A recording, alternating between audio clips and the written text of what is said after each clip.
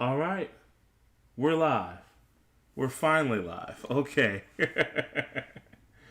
Oh man, guys, it has been a long night already. And boy, I'm here to give it to you. But it's your boy TD Landrum with the Man Cave Archive. Good evening. And what is good? Well, right now, what is going on is your boy is bringing you some news, a few announcements. Let's jump right into it, and then we'll also do a little something something. It's Thursday, last few minutes of Thursday, but we're gonna try to get y'all something real quick. And I want to talk to y'all about the announcement that Sony has made. I'm sure many of us have seen it in the gaming community that they are not going to be attending E3 this year. This has been very, very interesting as a topic because a lot of video game companies are kind of torn because of the COVID, and this is very much a post-COVID world. But back in the day, E3 used to be on and popping. Like I got magazines that would show you all the pictures of the hundreds of thousands it seemed like who were there in attendance. It was really more like maybe 4,000 or 5,000 people were there, but regardless, there was a lot of people who would be on the floor at E3 at any given time. And so now, because this COVID world, what's going on is that all the major companies are just trying to prevent from pushing the envelope too far and too hard. What they really want is to be able to basically do it like a virtual E3. And I think that would actually be good. I think it would be great, mainly because of the fact that E3 doesn't really require people to be there the way it used to. I know everybody falls in love with the idea of there being this giant expo, if you will. But video games have evolved to the point where every major console now has the ability to do DLC. You don't have to go through the video game magazines or publications to tell you how a game played when you yourself can judge it. Even the websites, they've become very much limited in being able to express what is going on with the video game industry. So I will say that these are certainly interesting times that one of the big dogs, we're talking about Sony, Microsoft, and Nintendo, but Sony of the big three that I know of has decided to pull out of going E3 this year. So that's huge news. Other than that, there's been a few tidbits here and there, knick-knack, paddywhack, give a dog a bone type stuff. But to me, in my mind, it's been a little slow really this week. So I will tell you that hey, it's a good time to be gaming, and I'll tell you this, man, the world is changing right underneath our feet. We're literally, I believe Sony is actually going to go and try to do the whole Zoom thing, if you will. And like I said, with the DLC being what it is and people being able to download these video games, they can now experience it for themselves. So we continue. And other news, Kojima is not doing a secret video game. Streets of Rage 4. Guys, if you have a Switch, PlayStation 4, or Xbox, go buy that game. Especially if you're old enough to remember the original Streets of Rage game. Streets of Rage 4 is everything you could possibly ask for. Man, the only thing I miss is my mama. My mama used to take my dad to work at about 4 to 5 o'clock in the morning every day when he had a run that would take him from Laredo and back to Houston. So every now and again before, especially during summer, my mom would wake me up. And sometimes, she couldn't sleep afterward. So while it was summertime, she'd, wake up and be like, "Hey, you want to play Nintendo?" And I would wake up immediately and play Ninja Turtles 2, the arcade game, with my mom. It was the greatest. It was. That's still one of my favorite memories of us doing that all the time. I felt like that was my way of really connecting with my mom, and I love her very much, even to this day. Even though we haven't played Ninja Turtles 2, the arcade game, in forever and a day. But that was my thing. But I will tell you, Streets of Rage evokes all of those memories. Um, those games back in the day were really meant for the two player in home experience with a family member, a friend, and it was just incredible. I loved doing that, and I would sincerely recommend getting Streets of Rage 4. The DLC is coming out very, very soon. This is really big, in my opinion, because the game has been out, I believe, since the uh, end of either 2019 or 2020. I'm not quite sure, but it was an excellent game. Uh, Other than that, The Witcher. If you haven't watched The Witcher, please go and watch it.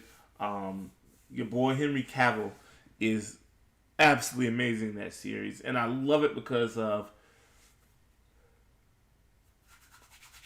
how much of a dynamic shift he takes from this all-American guy in Superman, Man of Steel, Batman vs Superman, Justice League, to The Witcher, a very hardened man who certainly looks to get paid for the work that he does.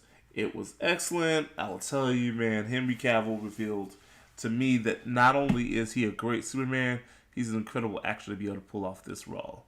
Other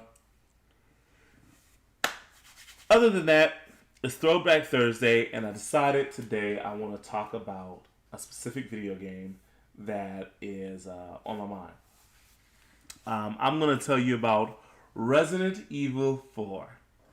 Resident Evil 4 is the fourth, and really not even the fourth in the iteration of Resident Evil games.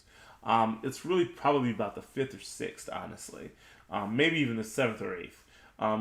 Capcom, like they do with everything, man, they ran to the bank and they squeezed the life out of that franchise. So initially you had Resident Evil 1, 2, and 3. Then you had the Raccoon City Chronicles, I think, for like the Game Boy Advance or Nintendo Game Boy Advance. You also had the... My goodness, I'm sorry, I'm yawning. It's late, guys, forgive me. But they had the Code Veronica. That was an excellent game, by the way. And first came out on the Dreamcast and eventually to the PlayStation 2. And then you also had like the shoot 'em up games, like the Virtua Cop games where it's like you're on a rail and you're shooting up zombies and stuff. So this isn't actually a fourth game, but it's the fourth in the titled franchise. Like no side names or anything like that. Because Code Veronica was a side name. But Resident Evil 4 is Resident Evil 4. And how this game really, really differs. And I'll tell you, this game was the game changer. In the previous Resident Evils, you had like this very much tank effect with how you guided, characters like Chris Redfield, Claire Redfield, Jill Valentine, all the other characters. Oh, and by the way, Resident Evil 0 was also in the game too. And but you had all these different characters who were guided with tank-like features. And the tank features basically mean that everybody was made to walk as if, they had like the side angles from any of the joy pads or controller sticks basically would turn the character left or right. But then you'd have to hit the forward motion in order to direct the character in that way. It wasn't like a free roaming Mario 64. And then on top of that, to make things even more ridiculous, the perspective was like a movie. So it wasn't like the camera followed behind you into a 3D space. No, it was fixed and you moved your characters if they were a tank. Well, Resident Evil 4, what I love about it is Resident Evil 4 had actually been set up. It was to not be directed, by Shinji Mikami. Now, Shinji Mikami was originally the Resident Evil director with 1 and 2. And he had kind of taken more of a role as being a producer. Prior to that, Shinji Mikami had worked on games like Goof Troop on the Super Nintendo and Sega Genesis, if my memory serves me right. But when Resident Evil came out, it was like a giant revelation to his career and his creativity, and gave him the opportunity to make another game called Dino Crisis. Of course, nobody knows what Dino Crisis is because that franchise is literally dead. I got you though. Don't worry about it. Resident Evil 4 was the game changer. Now, there's a story out there that goes like this, because Resident Evil 4 was to feature the tank-like controllers that I've described before. But what happened was it was a Capcom party that had a lot of alcohol involved. Allegedly. I say allegedly. And what took place was that Shinji Mikami was so frustrated with the initial developments of Resident Evil because he was playing the role of being a producer. So what he did was that he left his perch as a producer to jump right back in the middle of making games again.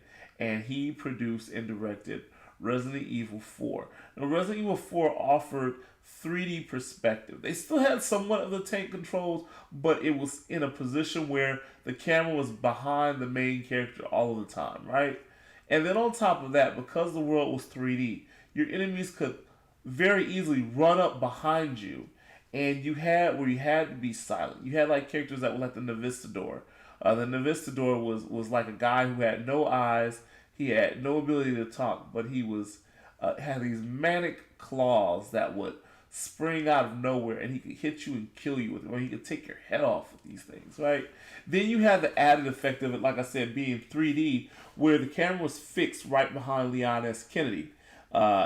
And so you could hear things going on in the background. Like, I thought the funniest thing was when you would see a chainsaw wielding zombie, not even a zombie, just a chainsaw wielding denizen of the Spain island where Leon S. Kennedy would go. And what was so crazy about it is that you could leave the zombie behind, the chainsaw wielding character behind. But if you left him alone, he could sneak up on you and chop off your head with that chainsaw. And it was just such a dope game. Like, guys, Resident Evil 4 changed the game in such a way that, in my mind, we've never played the games since the same. Like, it was such a revelation, man. And the design was perfect. I remember going to GameStop and seeing my homeboys, Jamie and Hudson. And it was off of 1960, where I originally had worked at that store as well, too. And what was so dope about it was that I remember my father, my two brothers, Tyson Thomas both, we went into GameStop and we would just go in there and look over games, peruse stuff. But what was also dope about it is that there was like this, it felt like we had like this unspoken brotherhood in gaming in which we understood each other. And so what was so dope about it is I remember we talked about Resident Evil 4, and it was the game to talk about. And we talked about when you went into the underground caverns to see the lava and how the monsters would jump out of there. It was like, guys, this was the way that Resident Evil 4 literally shaped the way that we had to go from third person to second person. It literally created this genre. Games like Gears of War and even parts of Metal Gear and some other games, they took so heavily from Resident Evil 4, it was crazy. And it wasn't like a bad thing. It was just that Resident Evil 4 literally helped us see the future of design within video games by giving people the freedom to move about as well as they could, and as well made the 3D experience a truly 3D experience. So when I talk about Throwback Thursday, that was my 10 out of 10 game. I still think Resident Evil 4 is easily one of the greatest games that's ever been designed. And guys, I will tell you to go out there and go pick that bad boy up if you can find it. I know Capcom literally started off on the GameCube, but they put it on every single system virtually. So I will tell you to please go out there, grab a copy, play it. I guarantee you will love it. And if you're a gaming archivist, a man cave archivist like myself and my two brothers, you will truly appreciate those great game designs. With that said, man, I hope you guys have an enjoyable evening. I pray that this was a great recording for you, and I did the very best I could with the short amount of time that I have. It's just me, your boy TD tonight. The three G's, the three compadres will be coming back together real soon. But for right now, I got this for you. Please like, comment, and subscribe, and let me know how we can improve, or better yet, just, hey, strike up a conversation with us. We are the 3Gs. This is the Man Cave Archives. And you guys have yourself a safe and wonderful evening. God bless.